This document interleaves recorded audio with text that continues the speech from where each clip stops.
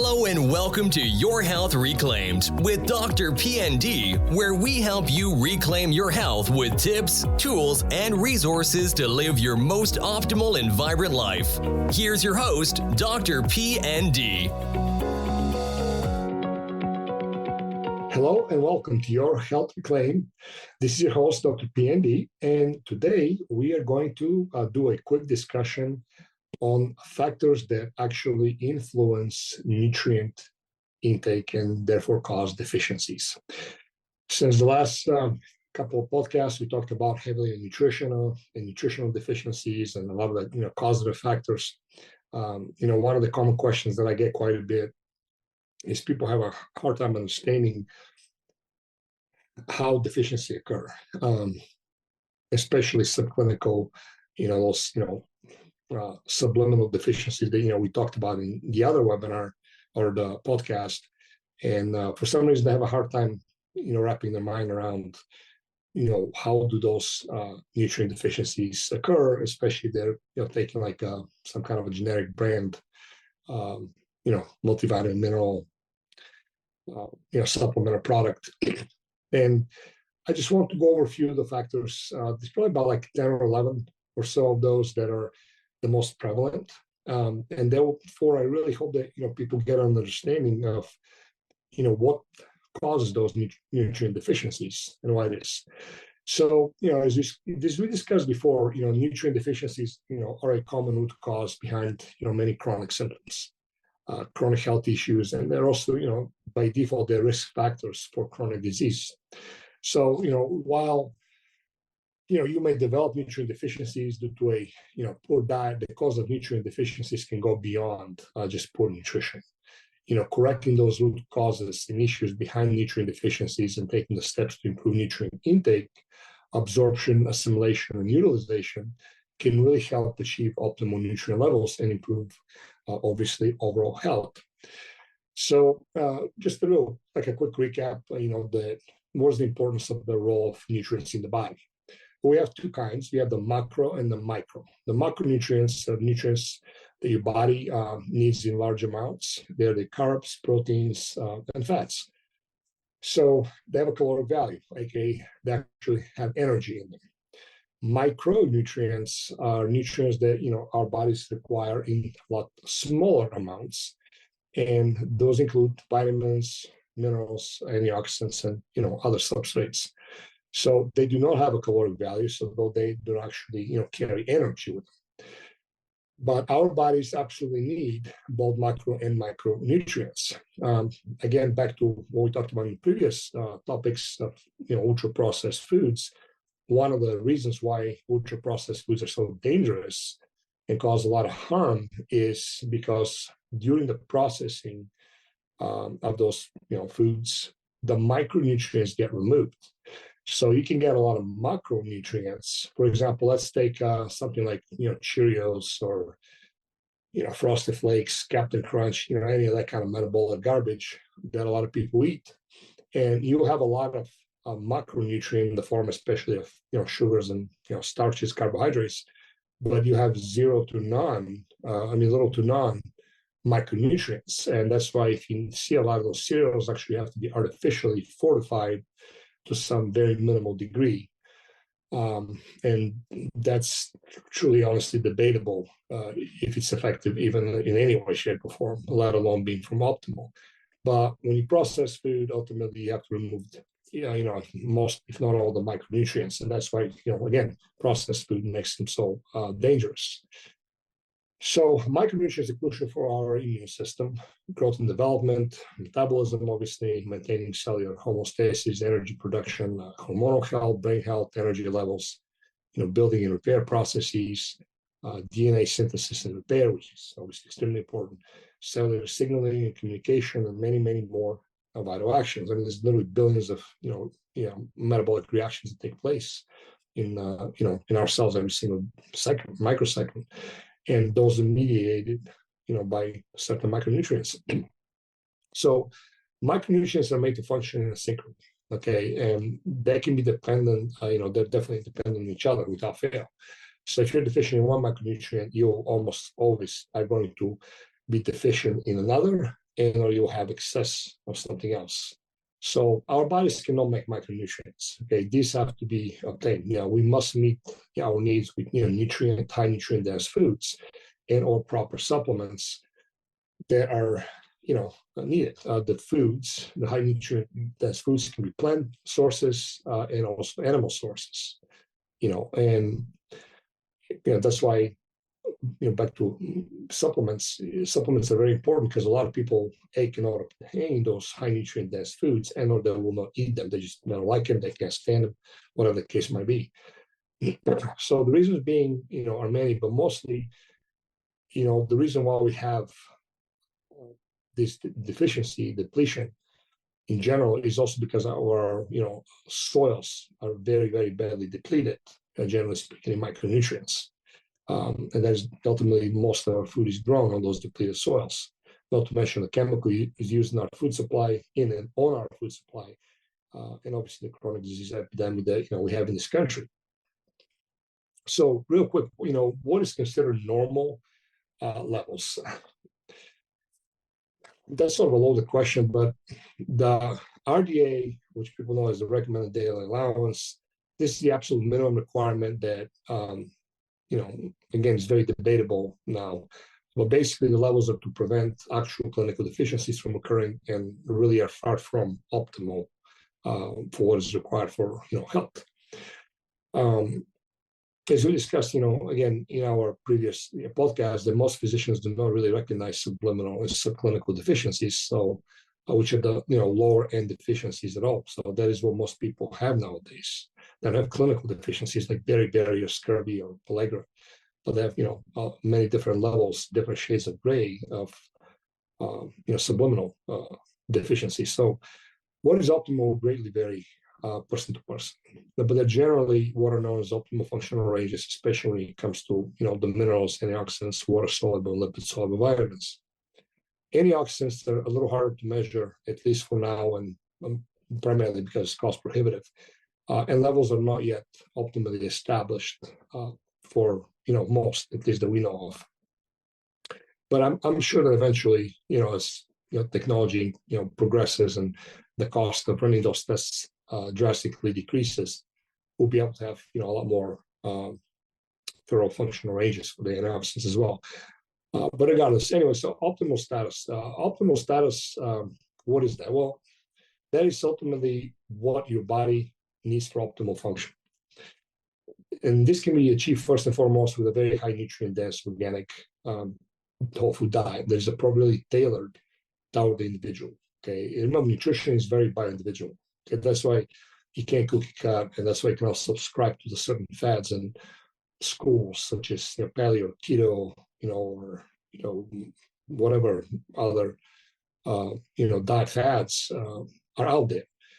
Even though in themselves they can be beneficial for some time and for certain people, but it's very dangerous to really try to fit your body into a mold that is never meant to fit on, unless you understand what you're doing. So depending on many factors such as state of chronic illness, lifestyle, age, activity, stress level, most people require a customized supplemental protocol, at least in the beginning, regardless of how healthy and nutrient dense that diets become. And that is simply because we have a chronic long-term subclinical deficiencies that are present. It's not practical for most people that they can be addressed with just good quality nutrition. It's definitely possible, but it's not practical. So that's why proper supplementation is very important. It is the very beginning. And if that person knows that, for example, they need certain nutrients in more larger quantities, but they cannot obtain them due to food sensitivities or allergies, or just the ability to obtain them or preference of food, then they'll just continue to supplement a little bit along with the healthy diet. But either way, again, it's a very individual, generally speaking, what people need. So the other thing is that keep in mind that there's a major difference between optimal nutrient state versus adequate nutrient state. So you might hear this on the internet. People talk about optimal nutrient state or adequate nutrient state. They're not synonymous. The former, okay, is the level of nutrient intake that is needed for truly optimal health. Okay, that is obviously optimal nutrient state. The latter, the adequate nutrient state, is the nutrient levels needed to prevent symptoms of deficiency or disease states ultimately. So be careful when you listen to people when they talk about optimal nutrient as opposed to adequate nutrient states. So here are the few biggest factors that I have seen in my practice that really do contribute to nutrient deficiencies. Okay, so number one is the nutrient intake itself. So the most obvious way to achieve adequate or optimal, better, yet optimal nutrient status is to optimize the nutrient intake. So if your nutrient intake is not optimal or at least adequate, you're obviously going to be running the risk of developing nutrient deficiencies. Following a poor diet with lots of low nutrient processed foods and not enough nutrient dense whole foods will, without fail, set you up for the nutrient deficiencies. Even if you're mostly or only consuming high nutrient healthy foods, you may not be covering your nutrient intake requirements if you're not eating enough due to, again, calorie restriction, dieting, cultural preferences, personal preferences, and many other reasons like, food sensitivities and, again, allergies. But moreover, the nutrient density of our foods is affected by the quality of our soils, as I mentioned a little earlier. Eating disorders and disordered eating in general will interfere with nutritional intake, okay? Either due to the severe caloric restriction of certain types of foods, purging, and other, disordered habits, which, can be quite common. Early picking, when you're harvesting, storage, transportation, processing, cooking can interfere with our food's nutrient levels. For example, if as opposed to you steaming a vegetable as opposed to boiling it, when you boil it, you're going to lose definitely a little bit more nutrition in the boiled water, as opposed to if you steam it, for example, as opposed to if you don't eat it very fresh and raw. Unfortunately, this is a serious issue that may require supplementation. Again, even in those people who are following a healthy diet. So the ability to obtain those foods, properly prepare them, and eat them on a regular basis, it's not really feasible or practical for every single person. Even here in the United States, generally speaking, we have a lot of availabilities. So that's the first and most obvious. The second one is what's called dietary anti-nutrients. So it's not enough for us to take in enough nutrients. Our body has to absorb those nutrients, obviously. So certain foods called anti-nutrients may, in some people, interfere with absorption of certain nutrients and the digestion of those foods. Anti-nutrients include things like lectins, goitrogens, salicylates, phytates, and oxalates. There's been a study done, I think, in 2020. There's a peer review in the journal Nutrients, I believe, that anti-nutrients in high amounts or administered in isolation may actually lead to health issues. However, when prepared properly or used in lower amounts, there may not be an issue. For instance, folks that have thyroid problems, I always encourage them to stay away from kale.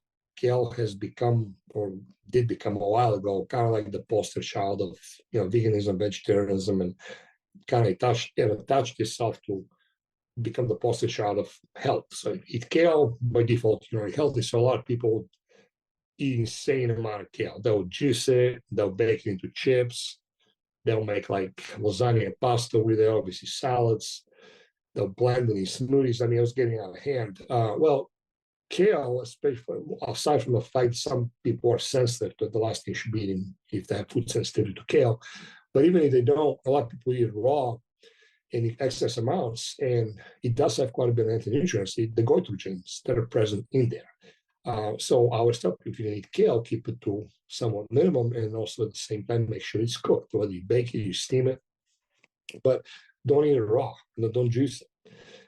Because with a smoothie and a juice, you're able to intake tremendous amount of those goitrogens, and they can have a problem, especially again if you have thyroid problems. So this is just an example of that. Spinach has quite a bit of high oxalates, so the oxalate can cause problems for some people that are susceptible, kidney stones and so forth.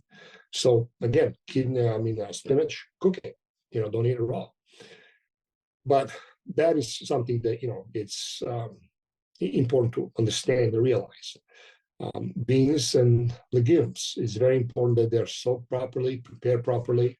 A lot of people don't want to eat lentils and beans. I always tell them, soak them, in some kind of acidic medium for at least good 12 hours, not 24 hours, rinse them temporarily, intermittently, and then either slow cook them or pressure cook them for the appropriate amount of time to be able to break down most of those lectins that are present and not, have issue with, micronutrient absorption.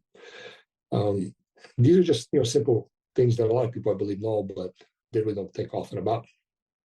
Things like sprouting, soaking, fermenting, and certain cooking methods, again, like either slow cooking or pressure cooking, can drastically decrease the anti-nutrient effect of these foods. So, however, some people simply have to limit or avoid those foods completely that are high in one or all of these anti-nutrients that I spoke about, due to the simple fact that they just have usually, almost always, GI issues that need to be addressed before they can, go back to eating those foods, within reason.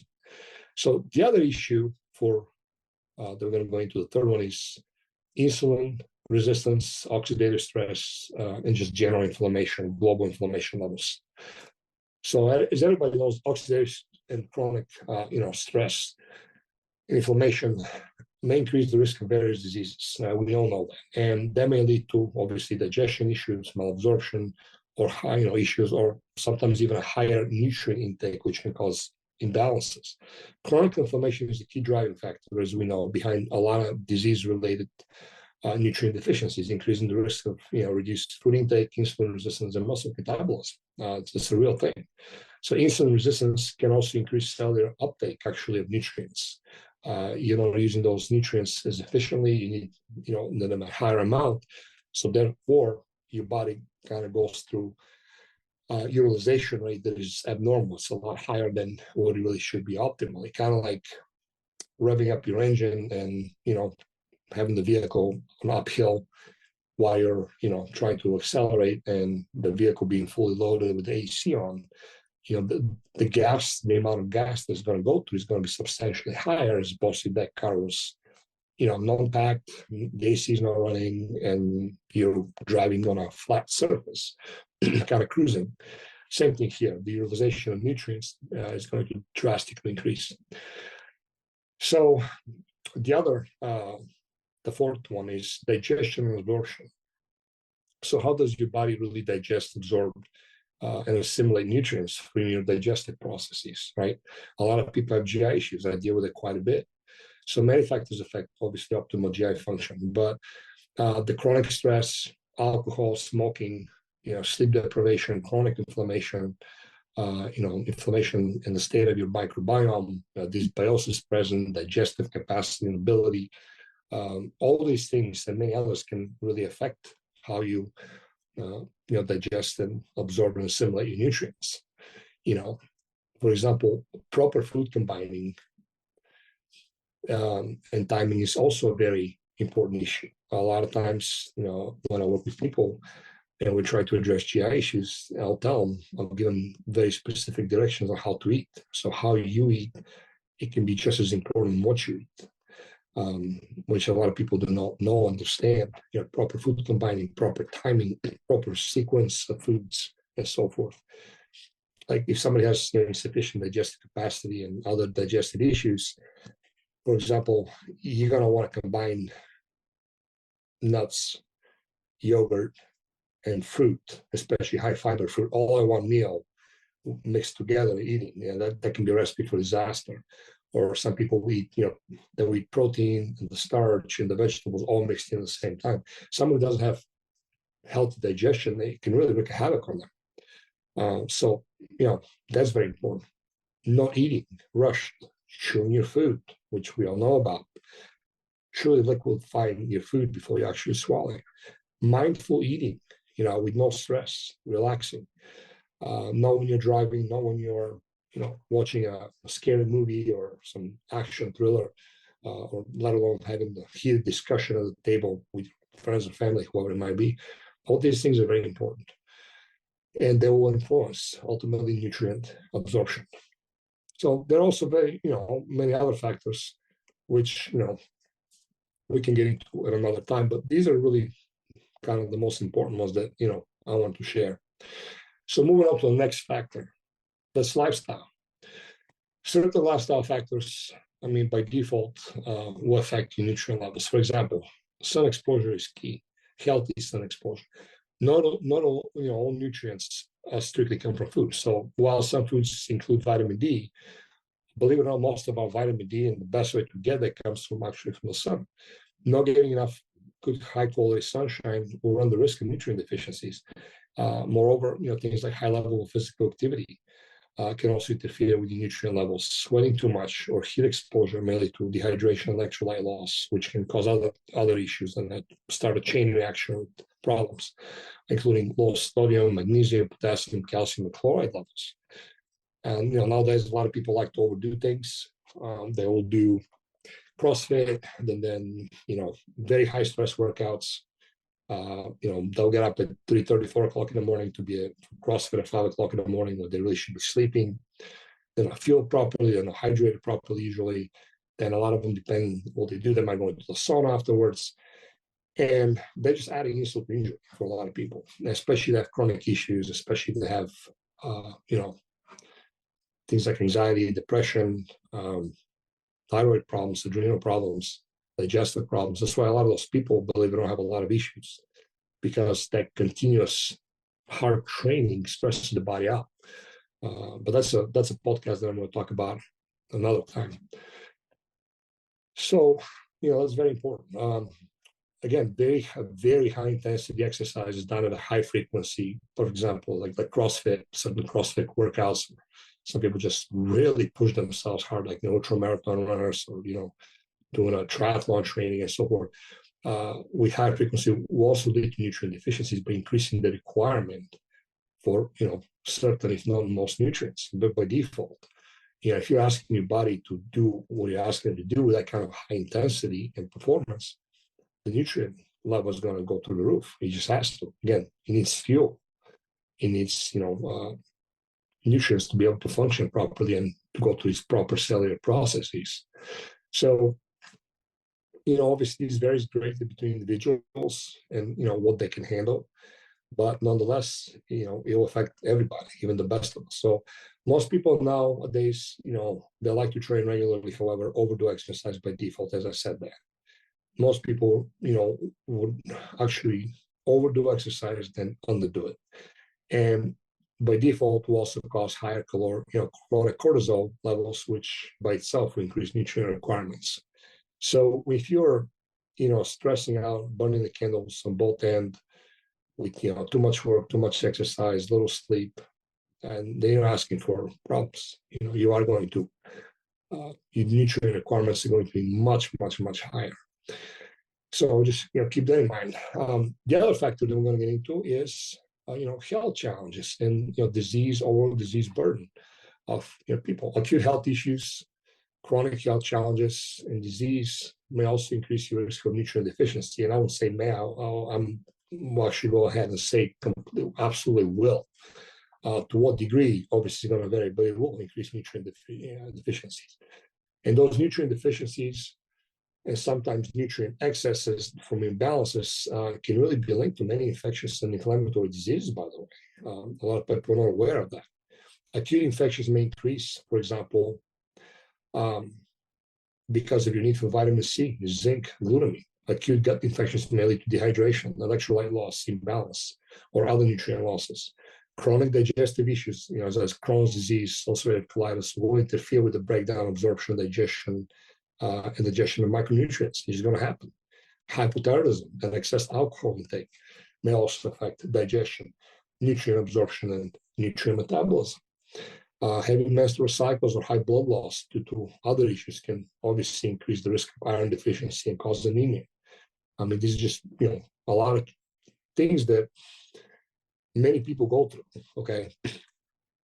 And again, depending on the disease state of the person, depending on the burden, or, is it just one big issue? Is it, a few smaller issues?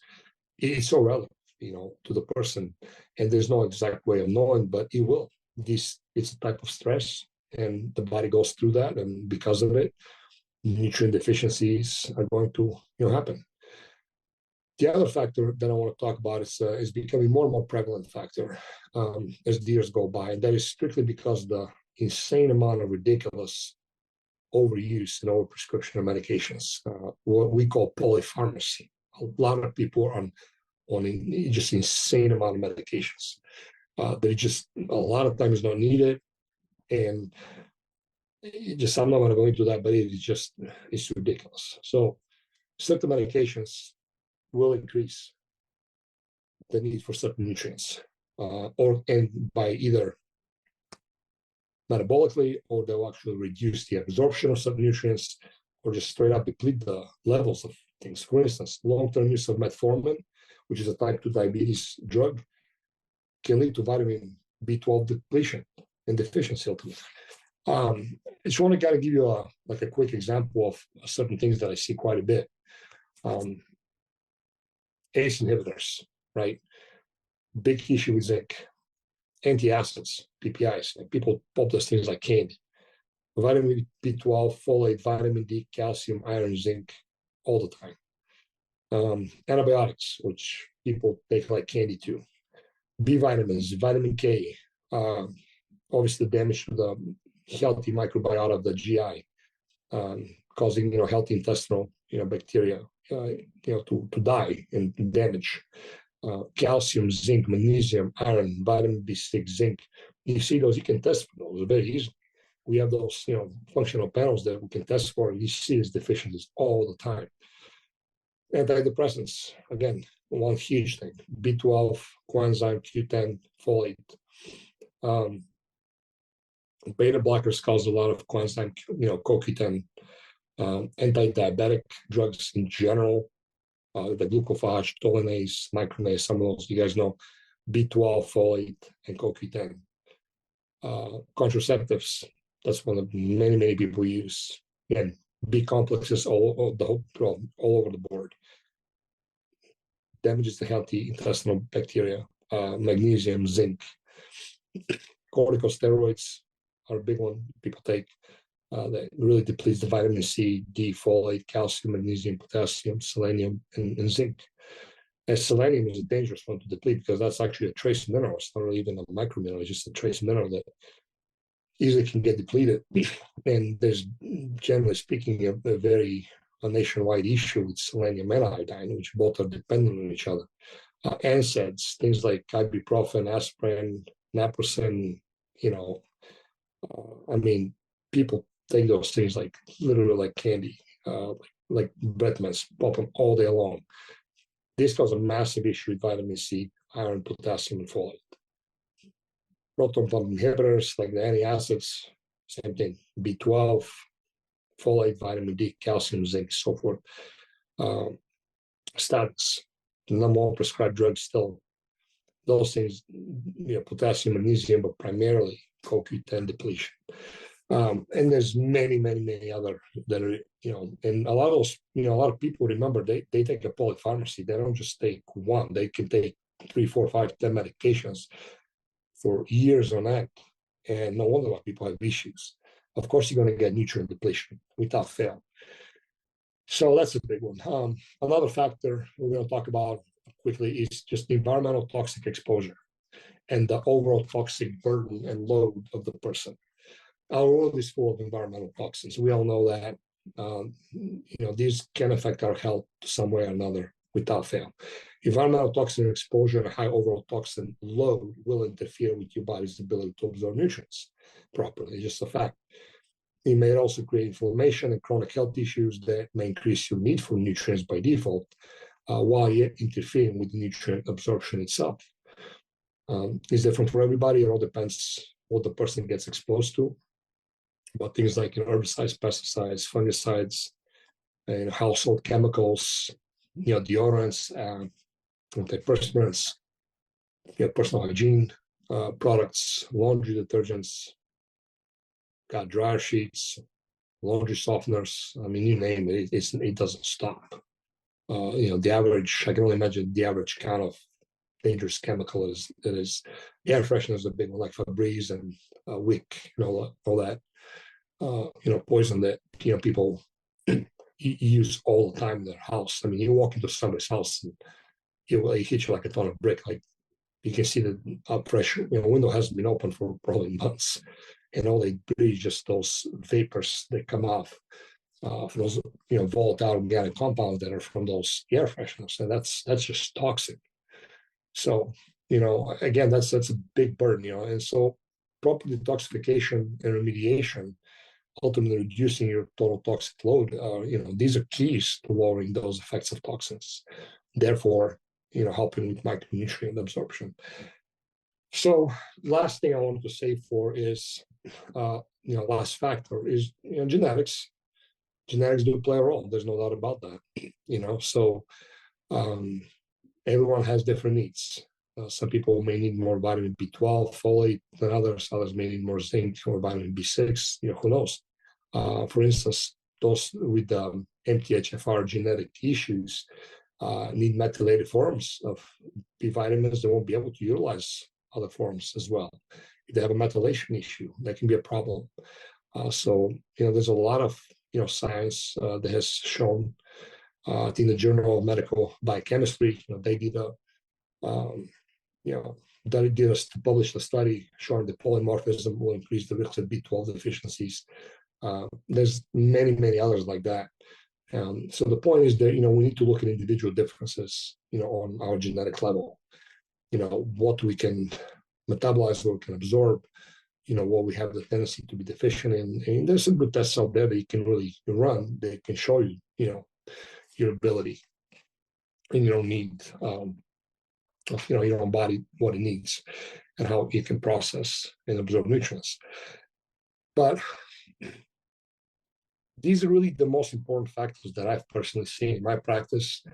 They have been definitely monumental in some cases in helping people, because if you don't address those, a lot of times you can eat, really high quality nutrients, a nutrient diet, take the best quality supplements. But if there's a lot of other factors that we discussed, or some of those, again, such as the polypharmacies, these are huge. It takes me so much longer for me to replete somebody and optimize the nutrient status who has been on years, if not decades, on a polypharmacy structure, as opposed to somebody who is taking one or two medications and perhaps even none. And it's a fact, but the polypharmacy issue is a big problem on many levels. And when it comes to nutrient deficiencies, that's definitely a big one. So without going into a lot of depth, let's talk about just the best way to support nutrient status. So how can we ensure that we have optimal nutrient levels? Well, food is obviously the most important part of it, right? But it's also much more than that. So let's look at the best ways to support that. One, anti-inflammatory, high nutrient dense, organic whole food diet. Following a good quality daily nutritional protocol can help ensure your optimal nutrient intake is met and reduce a lot of the risk of imbalances that interfere with nutrient absorption. Obviously, at the same time, avoiding refined sugar, refined digestive seed oils, things like deep fried food, any junk food, artificial ingredients like additives, flavorings, colorings, sweeteners, and any other, obviously, highly processed foods is essential for that. So a lot of folks who make the mistake of doing a substitution theory, what I call, is that they will have a very high nutrient dense diet, they'll take high quality supplements, and because they do those two things really well, they think that they can go ahead and eat junk food at the same time and drink alcohol. And even though it might not be every single day, it's often enough that they really hurt themselves and not help themselves. And it doesn't work like that. You cannot erase yourself to a positive by just doing 2, 3, or 4 good things and then doing 1 or 2 bad things. He's going to catch up here eventually, albeit less and take longer, but he's still. So don't be fooled when you believe that you can, do 2 good things and then, do 1 bad thing and then get away with it. Ultimately, it's not going to work. So, basic stuff: eat lots of greens, vegetables, fruits, good sprouts, fermented fruits, fresh frozen fruits. Try to stay away from dry fruit that can have issues. Good quality nuts, seeds, grass-fed pasture meats, pasture-raised organic eggs, poultry, wild-caught fish and seafood, and the wild game. Focus on organic, obviously, as much as possible as you can. Not only they're going to get a higher nutrient quality and density, but obviously you're going to avoid the dangerous chemicals, which they can hurt you. They make a difference. They're going to contribute to your toxic load. Eating local and fresh picked from a farm, or your garden, obviously can help to reduce nutrient depletion due to early picking, transport, packaging, and storage, which can be an issue. However, be careful, because a lot of people go to a farmer's market thinking they're buying local, and you have people that lie. And I catch them every single season. Go in there and the guy, if you look around, what you're looking for, you're going to see people that are selling produce that they bought from a massive market down in Atlanta and going to a farmer's market and claiming like they grew it themselves. I confronted a guy a few years ago. He got really upset. But don't think it because you buy something at a farmer's market that says local that it's good, because some people can grow local, but that's great, but they're not organic or naturally grown. So now you're doing ingesting a pesticide or herbicide, fungicide soup of some kind that is being sprayed in that food. So just be very careful when you're buying local, fresh from a farmer's market or whoever it might be. The other thing that we need to do to support optimal nutrient levels is digestive support. Okay, so support digestive health and stomach acid levels, very important. Supporting digestive health, improving stomach acid production, bile flow, and enzyme production is absolutely critical. So, of course, a gut-friendly, anti-inflammatory diet, is the key in doing this, which ultimately boils down to eating, healthy, high-quality foods. The other factor that is huge: reduce stress and optimize sleep. I cannot tell you how important to pay attention to sleep is. Reducing stress and optimizing sleep is critical for optimal nutrient levels. Proper nutrient absorption and low inflammatory levels, again, without fail, is very important. So I recommend practicing, things, just, relaxation techniques, prayer, meditation, just gratitude, mindfulness, the usual stuff. You can find the stuff online. There's apps that people have, but ultimately reduce stress by any means necessary and support and optimize sleep. For some people, that can be a severe challenge, and it can take many, many months, if not a few years, to be able to get to that level. But as long as you don't stop and don't give up, you'll get there. Just keep going. But things like, obviously avoiding, stimulants at night. Alcohol is a huge one. Avoiding electronics, sugar, heavy food, wrong food combining, in the evening, especially before time. These things are very important, because a lot of people come home late, they're starving, they're stressed. They'll eat a heavy, unhealthy meal, they'll drink alcohol. A lot of people tell them, well, alcohol helps me to get to sleep. That might be so, because it's a depressant. But ultimately, even though it gets you to sleep, per se, it's going to interfere with your body going to this deep, restful, optimal sleep that it needs. Not to mention, alcohol by itself is going to cause, thickening of the blood temporarily, is going to cause interference with proper, hormonal metabolism, especially estrogens, and many other things. A lot of people wonder why they cannot lose, weight with alcohol, especially women, and they just can't get into their head that has nothing to do with the calories, has to do with what the alcohol does to the cellular processes temporarily while it's being detoxified out of the body, that inhibits proper fat utilization for energy. I did a whole podcast on alcohol. Go back and listen to it. It's going to help you understand why you have to remove alcohol. Okay, it's really that simple. And if you need alcohol to live, you have a problem.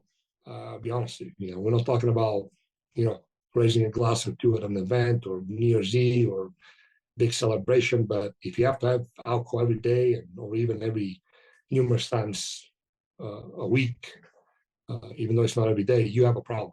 Okay, it's just a fact.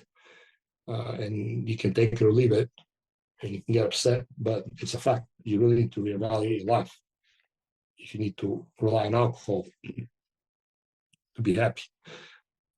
So anyway, these things are very important. Obviously, regular sun exposure, as we talked about. We live in Georgia. It's a lot easier to get sun. Obviously, Florida and the southern states like Arizona, Nevada, California, in Mexico, these are even easier to get high quality sun. But at least here in Georgia, you can get good quality sunshine, good amount of time of the year, and do so because he reduces stress, optimizes sleep, which is obviously critical, for nutrient levels like we talked about, and it really does many other things in the body that just brings tremendous amount of benefits. So aside from improving vitamin D levels, improves immune function, reduces inflammation, activates mitochondrial, melatonin production, sets up your circadian rhythm for the day really good. Sun exposure, just healthy sun exposure, again, it's paramount. Stimulates nitric oxide, vasodilation, supports tissue oxygenation, healthy skin, improves just overall cellular energy production, calms the central nervous system down, especially if you're grounding in the same time while you're getting good amount of sun, healthy sun exposure. You'll be amazed how calm and peaceful you'll be afterwards and how it really just settles you and calms you down. So just think about that and make that, proper part.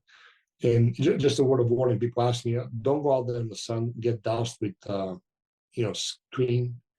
sunscreens, because one, you're putting toxins in your body. Number two, you're completely avoiding the benefit of sunshine exposure when you're bathing skin, whatever